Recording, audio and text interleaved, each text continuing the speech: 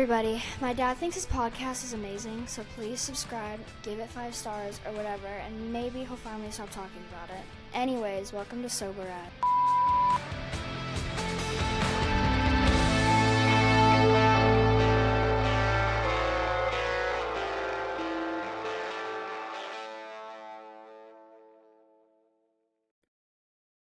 Hey, how you doing today? Doing good. How are you? I'm doing better now that I have my sober as fuck t-shirt on. That's what I'm talking about. Little show merch finally came in this week. Shirts and hats for us to try out. Right. It's the only time that I'll actually beg people to look at my boobs. There you go. I've been looking at them all day. I give you full permission to look at them. And for those of you who are listening to this podcast and can't see it, you can go on Instagram, Recovery Ryan, and we have pictures, but essentially it's a black t-shirt with hot pink neon lettering and graphics. Which Lily, our daughter, Right. designed, which is pretty badass. So It is, yeah. I before we came up here, she saw the shirt, because this is technically Lily's shirt. This isn't even my shirt. I had to borrow it from her. And she said, "Are you going to tell everybody that I designed that shirt?" And I could tell in her eyes what she was really saying is, "Don't you fucking dare take credit for my work." You better tell everybody that I designed and I said, that shirt. "Yes, I will let everyone know." So just so everyone knows, this shirt is courtesy of our daughter Lily. Yep. And don't let anybody tell you differently. That's okay? right. Pretty damn cool. So what are we talking about today, Ryan?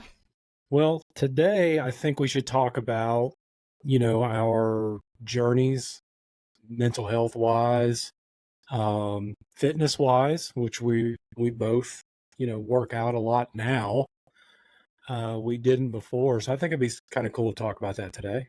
Yeah, we get a lot of people who ask us, we have very different mental health. I don't like to say problems or issues, but you know what I'm saying. But I always say they're cousins, right? Like they're not siblings, but they're cousins. With my fitness journey, it's not quite a journey. Yours is definitely a journey. Yes. So I'll speak about mine quickly because yours is a lot more involved. But towards the tail end of you drinking, so I'd say January to April of 2023, I started walking a lot on our treadmill because we had a treadmill. And if you remember, we had a different exercise machine that neither one of us used. We did the classic. It ended up being like a wardrobe hanger in our... Wasn't it was like a stair stepper kind of thing or something? It was like an elliptical stair. And it was, yeah, I know. That's the international sign. And yes, it was, while it was great, it was a Bowflex is what it was. It was some kind of trainer thing. I don't know who we thought we were fooling. No. Thinking we could do that. Today, though, I think I would do really well with it. I would not. You would, but I would. I huffed and puffed on that son of a bitch for, maybe 10 minutes at the longest.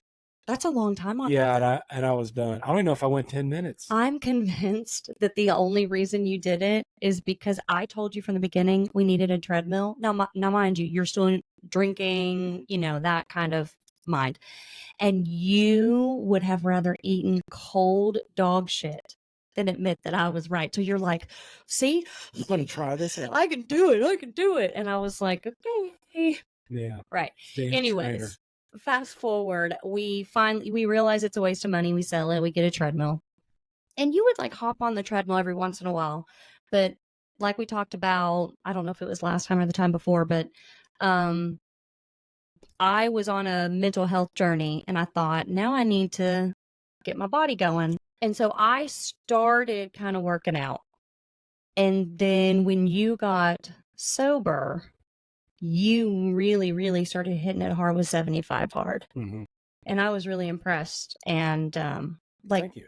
Where did you find, in all honesty, I don't think I've ever asked you, where'd you find 75 hard? How'd you pick that one over all the others? So in my reframe community, on my meetings, one of my coaches was actually doing it at the time.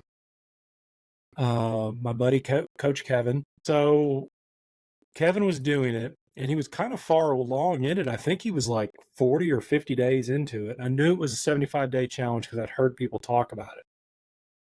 So I reached out to Kevin and said, hey, I've kind of looked it up. I saw what I need to do. There's like 5 things. You got to diet, do 2 45-minute workouts, drink a gallon of water, take a progress picture, which come to find out is one of the things a lot of people trip up on. And the biggest thing is don't drink. Well, I already had that one down, so that made that pretty easy. It was just trying to, what I used to call find time, now it's create time, in order to do this every day. So I reached out to Kevin and said, hey, what do you think? And his biggest thing was the water. Like, this is what you really got to get used to. And I kind of had a feeling that's what it was going to be anyway. So I started kind of dry running it a little bit. Like I was already drinking a lot of water anyway. It's all I drank, period. You know this. And I said, fuck it. I'm not going to wait till like Monday. It was like on a Wednesday or a Tuesday. And I said, I'm just going to fucking start tomorrow. And I did. Once I put my mind to something, or I get, if somebody challenges me, I'm all fucking in. I don't care. I'm going to win. I'm going to find a way to win. You may win 99 times out of 100, but that one time, I'm taking the W. Well, and in your defense, I will say, like when you're getting, we're making jokes, but when you're getting sober, you have to be all in. Yeah. For yourself. Well, it's like anything else I did. Yeah. It's like when I drank, I was all in. I've said it before. 1 was too many and 20 was never enough. And you are a former athlete. Mm-hmm. I mean, you play professional hockey. So I knew what I could do because I've done it before. I wish I had the, mental badassness that I have now. I wish I had it back then because things would probably be a lot different. I mean, when I put in the work every day, there's no quit. I don't wake up and say, oh man, I really don't want to do this today. Because as soon as I have that thought, the bulb goes off. No, your dumbass is getting up and you're going to do it because you did it yesterday. You did it the day before. And I finally finished 75 hard. And I did it every single day. I put the work in, had a little checklist that I did every day. I still do it today. And once it stopped, I thought, okay, well, now what? Now what am I going to do? I've been doing this for 75 days. Do I just walk away? What am I going to do here? And then I've got this app that you put everything in on that I keep my progress pictures on. Oh, yeah. Okay. So as soon as you finish, it says, okay, you start phase 1 tomorrow. So is that why you always send me your pictures? So he'll send me like a picture currently, right? Of him like post-workout, no shirt. Wah, wah, wah, wah. That's right. And then like a picture from when you first started, and I'll put them side by side. So that's what you upload them on? Is that what you're saying? Yeah. So it's the 75 Hard app. And you can put your progress picture in. You actually check off things that you do. Oh, yeah, I did 75 hard, remember? Yeah. You know what I'm talking about. And you check off what you did for that day, and then you upload your progress picture in there. Well, what's really cool about it is, you have your day 1 picture, which you can just do with your phone, by the way. You don't need the app. You don't even need the printouts. You can literally do this by hand. You can go online, find out what you need to do, and just X off the shit you do every day to keep up with yourself. Mm-hmm. No money involved. The app, I think, is just more for accountability. It is. And it was going back. It was for me, and it was easy to keep up with it. Yeah. But it was like a double check for me because I did it pen to paper, which come to find out like journaling. I can't do it on my phone. I have to do pen to paper. I do that, and I did it on my phone. I should create. The pictures the pictures were the big thing, right? Because I could upload them, and you could take a picture with your phone, but having the app held me accountable for making that picture every day. I'm going to create a story for Instagram that has the checklist and everything on it so people can refer to it. Yeah, that'd be cool. Yeah, that'd be neat. Because, not everybody, I know it costs money. It's not a whole lot, but still, like, Yeah, if you can't afford it or don't want to do it, it's perfectly fine. Like I said, you can do it on your own. Mm-hmm. You can create your own. So 75 hard ended. Again, I'm going, and it said phase 1 starts tomorrow. And I'm like, oh, well, why not? I've gone this far, right? So let's try it. So then I go into phase 1. It's 75 hard for 30 more days, but it adds shit to it. And this was tough. So you have to do, they call a power list. This is like 5 things you do every day. You write down something you're going to do, like something you're going to perform. I already had stuff that, like I do every day, like don't drink for me is numero uno every day. Don't be an asshole is number 2. And then it's just, list. And you just check them off throughout the day. I actually have like a power 15 list. I do like 15 to 18. Okay, Mr. Overachiever, calm down. Like I said, I like a good challenge. Golly. That came later on though. So it started off with just 5 things every day. It could be calling a client, checking in on them, see how they're doing, asking for more business. Could be training somebody, helping them out. It could be donating my clothes that day to a men's shelter or to Goodwill, whatever you're going to do. Could be just helping somebody out. Whatever it is, you just put that on your list and you do it. Well, you had to add 3 things to that. So at the time, I was probably doing 7 or 8 anyway, which is really what it requires, but I was just doing an additional 3. Then on top of that, you had to do a 10-minute visualization. Well, I was already doing visualization. I was doing a minute of it every day. But now you have to do 10 minutes of it. Like meditation? Like, would you use like a meditation app? Yeah, kind of, sort of. But the visualization is like you're basically looking into the future. So you're looking 6 months from now. Where do I want to be? What do I want to do? So you could do like a vision board for people who like to yeah, absolutely. write down. You could. Yeah, mine was mental. So I would just kind of sit in my thoughts for 10 minutes. I'd put some meditation music on. So you would meditate. Yeah, and I use the Calm app, which I love that thing. Puts me to sleep and does my meditation. Bob Ross is the man. Just saying. Puts me to sleep every night. I do have to interject. I love Bob Ross. I really do. Like all of the people who narrate your sleepy time stories. But I just wish they would just shut up and let me go to sleep. Like that is where we are. Mandy Moore does one too. That one puts me to sleep. I usually will just go to bed about an hour after you do because like I don't want to interfere with your sleepy time. But it doesn't even take it out. That's the funny thing about Bob Ross. His voice is so soothing. I don't think I get 5 minutes into that. But you're a light sleeper. Yeah. And if I come around, you're like, what are you doing? What are you doing? Why'd you turn Bob Ross off? I was happy little trees. That's right. Anyways, 8 things, 10 things. Yeah, so I've got that down. Now comes the hard part. After the visualization is the 5-minute cold shower. So again, there's no time to like gear up for this. I had no idea. You'd think I would have done some research on this, but I didn't. All I did was look up 75 hard. And I had started, doing the things on the list so it'd make it easier to start and I could keep up with it. Now this cold shower shit. It states on there, you literally just turn the shower on. And when I say on, you just turn the knob on. So it's just straight cold ass water coming out. And you have to sit in it for 5 minutes. So I did it day 1. And this is right before Christmas. I was about to ask what time of year. I just remember I would go into the bathroom and you'd be standing there and I'm like, are you okay? You're like, don't talk to me. Oh, I'm sorry. This was not before Christmas. This is in February. Uh-huh. Because 75, it was in February. You would just be like, don't talk to me. Don't talk to me right now. I just leave me alone. So I put my ass in there and shivered, and I had a timer on my phone to make sure I did it for 5 minutes. So here's the trick to it. So when you get in the shower, you usually turn it on before you get in. That's the smart thing to do, right? So it gets nice and warm before you get in. My dumbass had the cold on, and then after 5 minutes, I would turn the heat on thinking, oh God, here we go, right? Well, what I didn't realize is it was going to take almost 2 minutes to get the warm water going. But my dumbass sat in there for 7 minutes in these cold showers for the first couple of days till the light bulb finally went off and said, maybe I should time how long it takes for it to at least start warming up.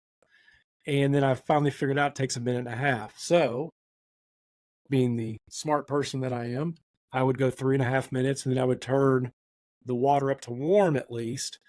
And about 5 minutes and 10 seconds, finally started warming up. So, smart cookie. I bet going from cold to warm is like the best. Like that's probably like the best feeling in the whole world. It's like Well, at that time it was like the most incredible thing. And actually, like that first one I took, if you remember, I washed my hair and did everything in that first because it was taking so long and I had to get to work. When I got out and toweled off was like the best feeling in the world. I couldn't believe it. It's like warm laundry. Like, I swear, when you do laundry, sometimes I just want to lay on the bed and be like, just dump the warm laundry on me. Yes. Go to sleep in the warm warm blankies. You love the cold shower now, though. Like, you really enjoy it. That's the thing. So it took me about 2 to 3 weeks. Now, this is only a 30-day challenge, this phase 1. But, 2 to 3 weeks in, I actually like dug it. I'm like, this is all right. Once you do it every day, you get used to it. So after the 30 days was up, after, the 5 minutes every day, you go on to what's called phase 2. Phase 2 is just 75 hard, again, the regular one, for 30 days. So you don't have to do the cold shower anymore. Me being the challenge guy, competitor I am, I said, you know what? Fuck it, I'm going to do this. So I kept doing the cold showers, but instead of doing for 5 minutes, I do them for 3. And I've done it every day since. So ever since I started that phase 1, I've been doing a 3-minute cold, even when I'm out of town, because I'm the first one to shower because I'm up so early. I just do a 3-minute cold shower. And then there's days at the hotel where you don't get hot water. Far and few between. Especially if you are traveling with your wife and your daughter. Yep. So I don't have a problem taking a shower like everybody else does. And it actually kind of works out to my favor. So, or, if the electric's out, you got to take a shower, right? I can take a cold one. Doesn't bother me at all. It bothers me. I will wash the bits, the important bits. Yes, I can do it. And it doesn't bother me at all. But yeah, so in between, now phase 3, I don't start till October 9th. So it's like 200 days of you figure it out. You hold yourself accountable. I was going to ask, like, do you have little lulls in between, or is it just like on to the next phase? Yeah, so they do like it's 200 days, and then the last 30 days up to a year, you do 75 hard, the cold showers, all this shit, and then they add more stuff. I know. Now, I did take a sneak peek at that one. One of them is you have to carry on a conversation with a stranger for like 5 minutes. That will be no problem. I do that every day. I do that with people bagging groceries. I do it with somebody I'm paying with. That's the easiest thing in the world. Lily goes, there goes Dad talking to some stranger. And you give him the same. Well, it's just, you are a walking dad joke. And I don't mean that as a criticism. Like, we'll go to the grocery store. This is real. Like, this is not even me making fun of you. This is real life. We'll go to the grocery store. And everybody knows about inflation. Everybody knows that you can no longer spend $100 at the grocery store for almost anything.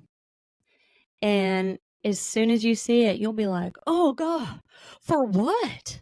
And I'm like, babe, it's only like $150. You're like, good Lord, we got like 4 things, which not really. But 4 bags. $150 and nothing. Okay. Yeah, it's crazy.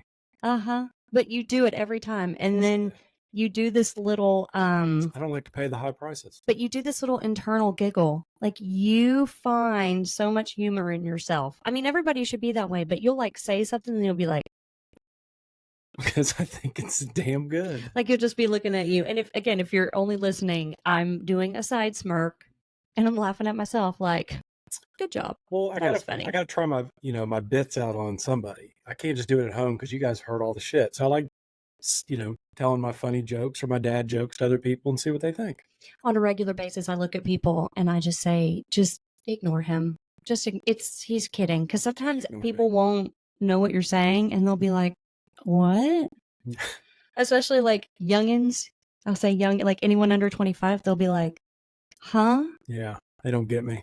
And then that just makes you want to antagonize more. So I'll stop you and I'll be like, he's old. Yeah. It's okay. It's fine. You're going to be all right. Waiters and waitresses. I think I can carry on a conversation with them all day. You're nice to waiters. You're nice to service workers, though. I am. Yeah. And I wish I could give the person credit who wrote this, because I read it in a book about, going out of your way and really making somebody's day is just by simply asking them, how are you doing today? It's so simple, and I never really thought about it. But, when you're, just working, nobody really ever asks you, how are you doing today? they always ask you, how are you doing today? Did you find everything you needed? You know, was there anything I can help you with? No one really just sits and talks to them like a human. They just talk to them like they're just bagging groceries, right? Isn't it crazy when like the bare minimum became like this amazing thing? We saw this today. Like we were at a store and someone left a carton of eggs on top of something non-refrigerated. Yeah, it was Now, candy or some shit. now, In a Costco. I am a mom. I struggle with panic attacks, mental illness, you know, all the things. I've gotten bad phone calls about people passing away. I understand that there are moments where you gotta dip right then. But you can literally grab something and look at anybody who works here and be like, sorry, gotta go.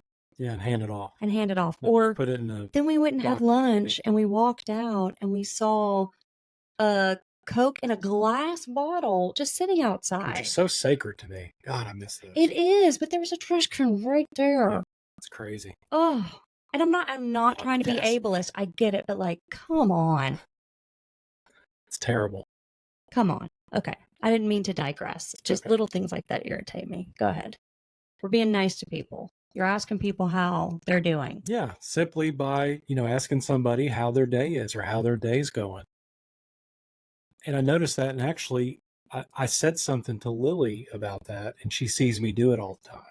So I was hoping like she would, maybe start doing that herself. Now she is starting to get more open about talking to people, because forever she wouldn't even order her own food. She's 13. Yeah. She's 13. I like to say that. But I'm trying to get her to open up, that way, when the day comes, maybe she has to public speak or something, and it's easier for her. I think little things like that could help. I love you so much. You are the biggest enabler for her, which is, you're her dad. Oh. But she knows. Yeah, right.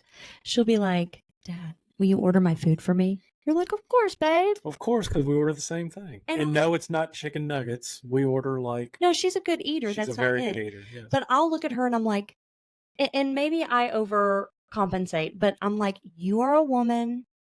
You are a person. You will be an adult one day. You can speak for yourself. If you want something, you have to learn to speak up and be articulate and clear and ask for it. And she does.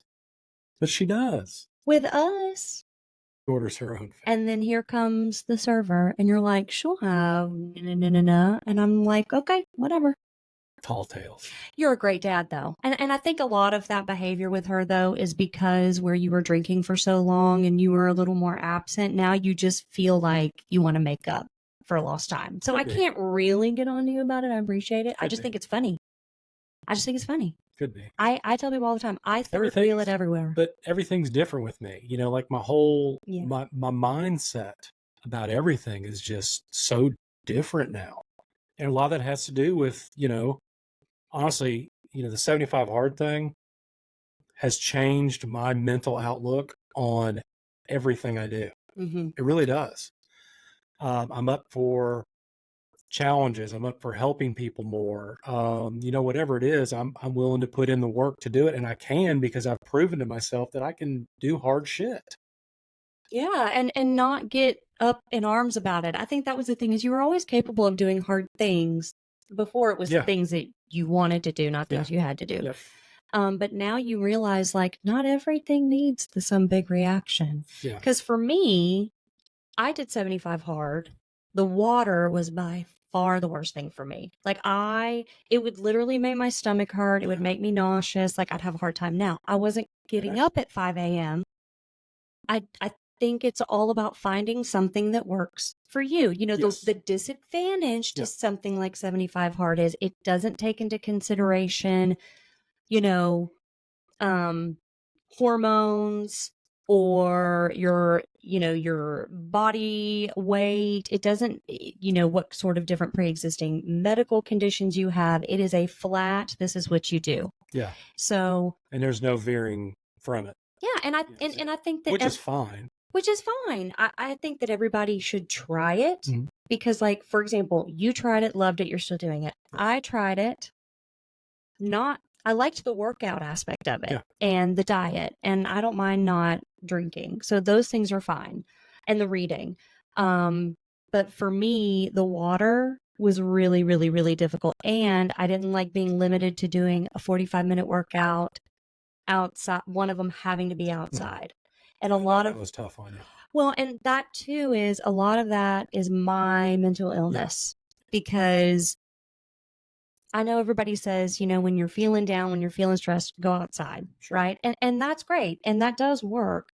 But sometimes you just can't. Yeah. I mean, and you've really seen me struggle You just to be get, like, because you get, with you, I've seen it, where you want to say, God, you're just stuck in your own head. Can you get out of it?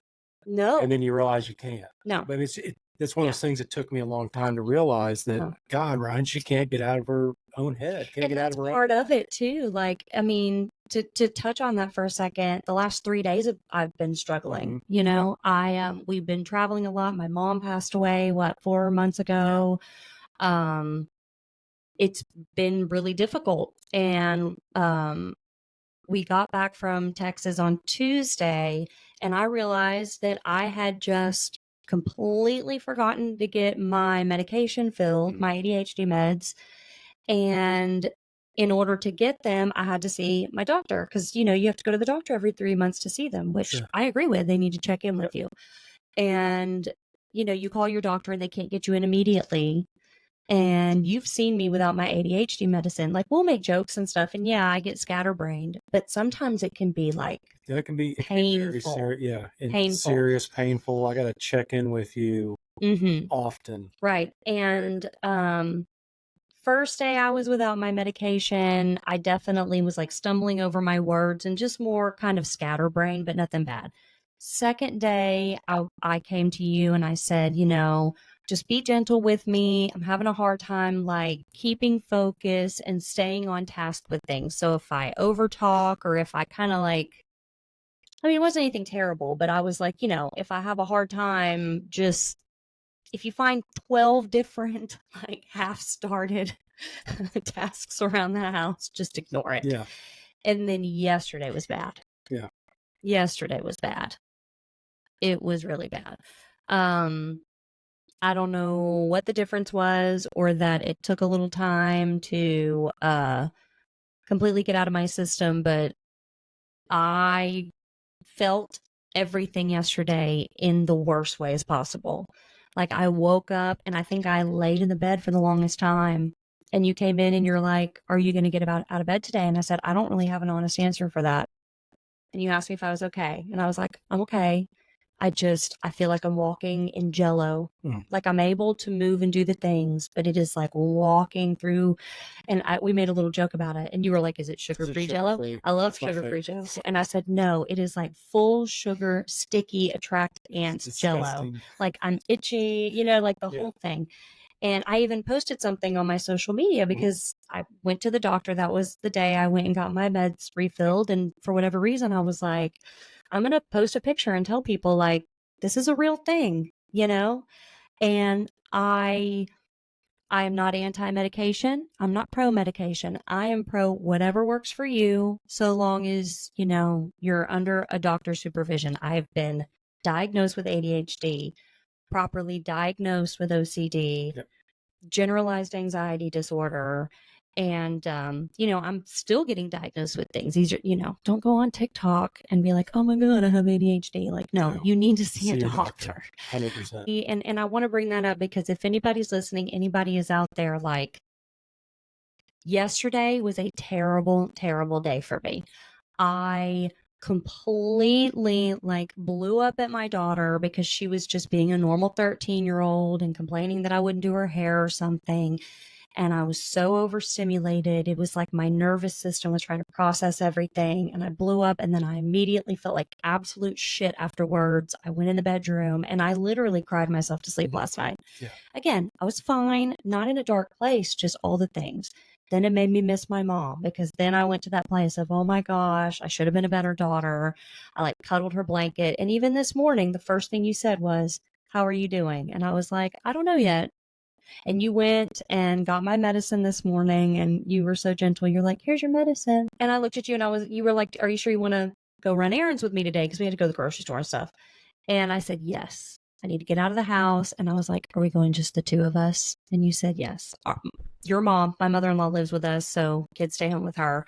And it was a very beautiful, uneventful day. Mm-hmm. I'm doing better now, but it's okay to have bad days. Everybody has them. I have them too. I mean, I'm open about that. I've been open about it on the podcast. I sit in my shitty diaper sometimes.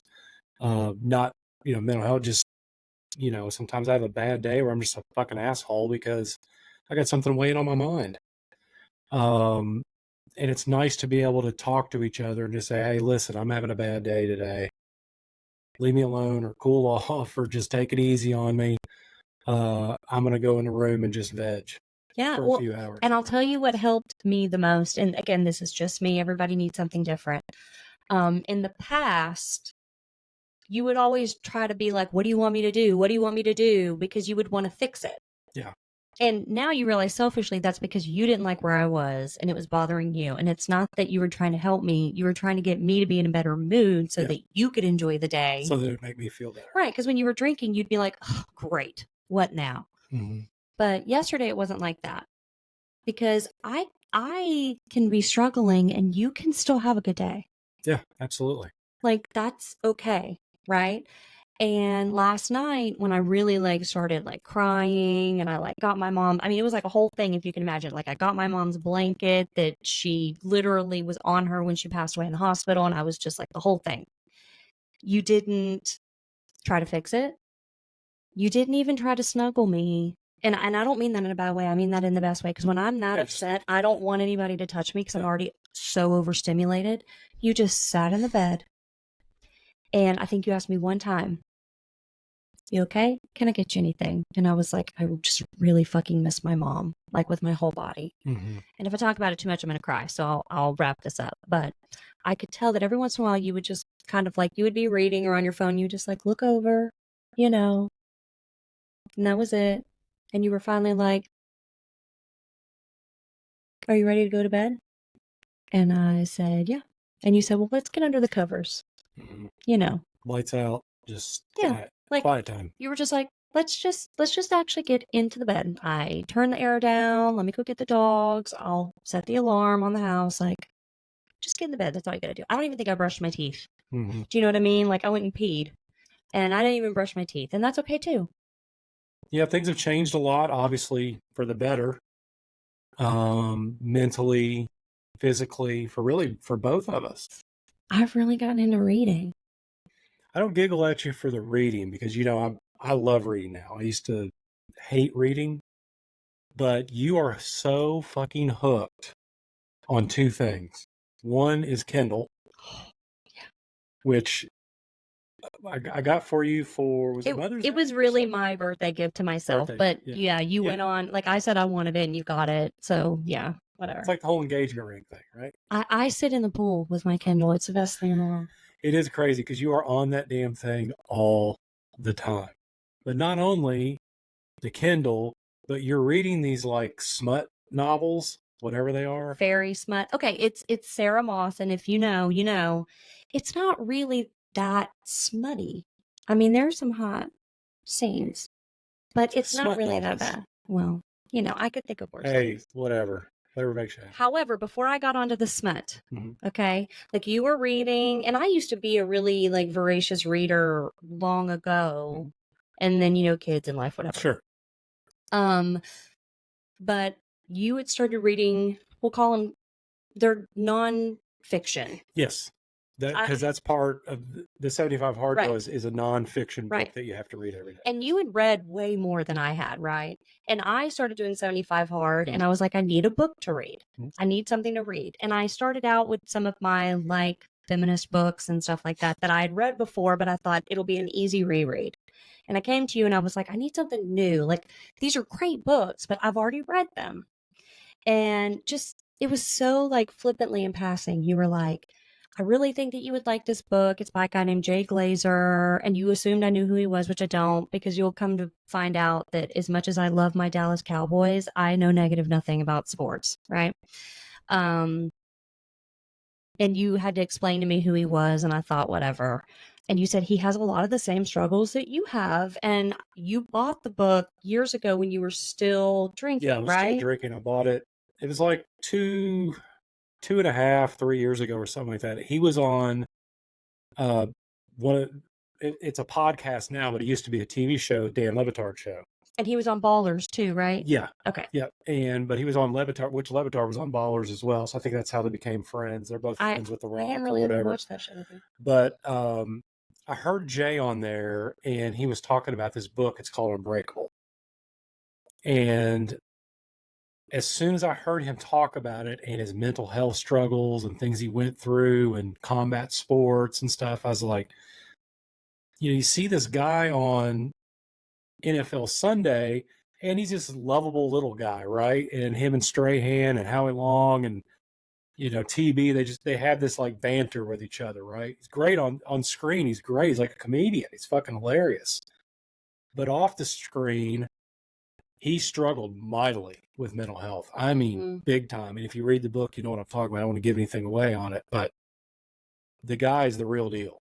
Yeah, I'll admit, I agreed to read it. It's not a long book at all.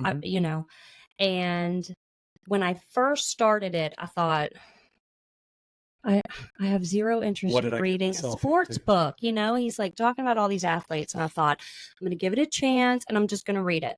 And what was funny was you kept asking me, who's this guy? Who's this guy? Who is this? Who is? I know who Michael Strahan is. I know some of the athletes in there, and that almost is what made it better. Yeah. Because when you know who all these like big athletes are, it sort of blows your mind more. So for me, it was almost like reading a fiction where it's just these fictional characters. Right. But he just starts talking about his struggles with ADHD, with anxiety, and the way that he describes his anxiety. It hit me like a brick wall. And I just started sobbing.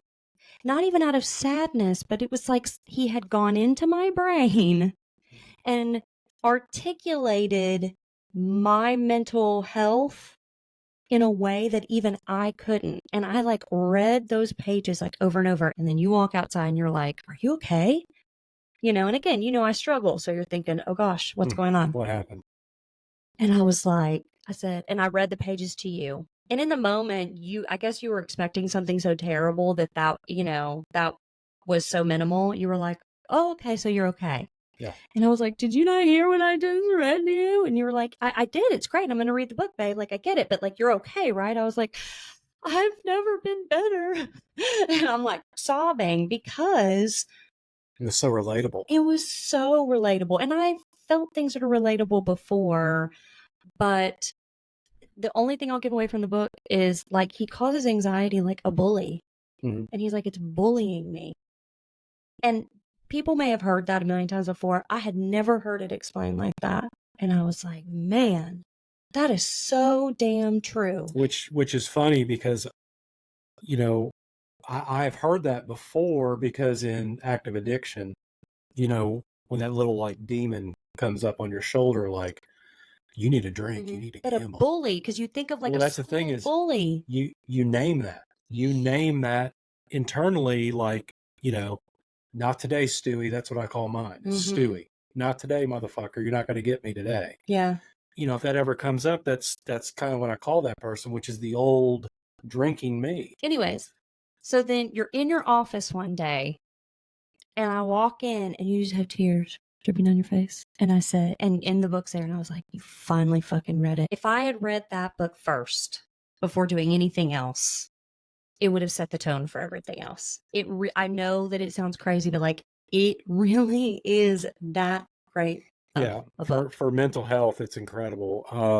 And also, for everything else, as far as pushing yourself, to the edge, when you think you've done enough and you can do more, you can. And so when I started 75 Hard, right, I was in the middle of Atomic Habits. That's by James Clear. You had read that one as well after I did. I read that one before you did. I listened to it on Audible. You? Okay, I could remember. That's what it was. Maybe you listened to it. And it's phenomenal. Again, it's something I heard on Reframe in many meetings, people talking about this. And it is. It's a game changer. The reason, I do all the workouts I do today is because of this book, starting out, taking small little things and just adding to them every day. It's incredible the results you can come up with. When I started, and I don't even know if I brought this up earlier, but, talk about a small change ended up being huge was when I started, doing this 1 minute of jumping jacks every day. I tried doing a push up and a sit up and I couldn't do one.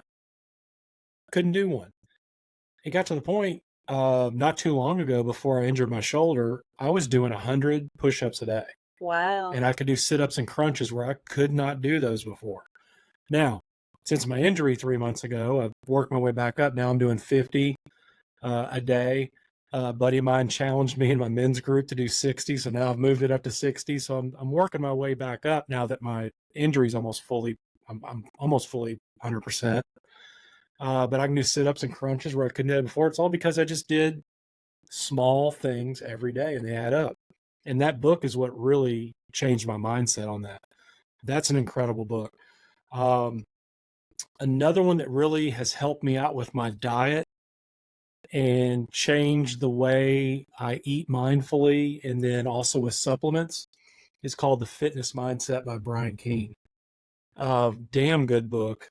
I've learned a shit ton as far as like supplements go and things that work and don't work. And it's not one size fits all. It's things you have to try to see, actually how it works to give you more stamina, more energy, muscle mass, things like that, things you want to work on yourself. That's a hell of a book. The diet part of it's what's mind blowing. The last book is the one I'm finishing up now. It's called Relentless by Tim Grover. Tim Grover is the mind coach, basically, for Kobe Bryant, Michael Jordan, and Dwayne Wade. The way he gets people to do things they don't think they can do. Again, it's a combination of all this stuff to get into somebody, like your opponent, get into somebody else's head. If anybody's seen Michael Jordan or Kobe Bryant get in other people's heads, they do it all the time, but they don't do it on the court. It starts before they get on the court.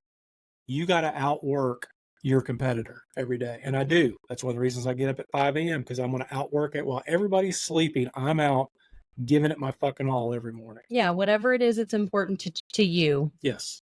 You have to be all in and doing all of the things more than anybody else. Yeah. And that's the mindset that I've developed. Again, that's what works for me. Anyway, I think it's time to wrap the podcast up because we have not watched the new Cobra Kai series, and I can't wait to watch it. We're going to run it back next Wednesday, so make sure you subscribe, like, and review the podcast. And hit that notification bell, as Willie says. And we may have a little special guest coming up. That's right, next week. Stay tuned, everybody. Talk to you later. Peace.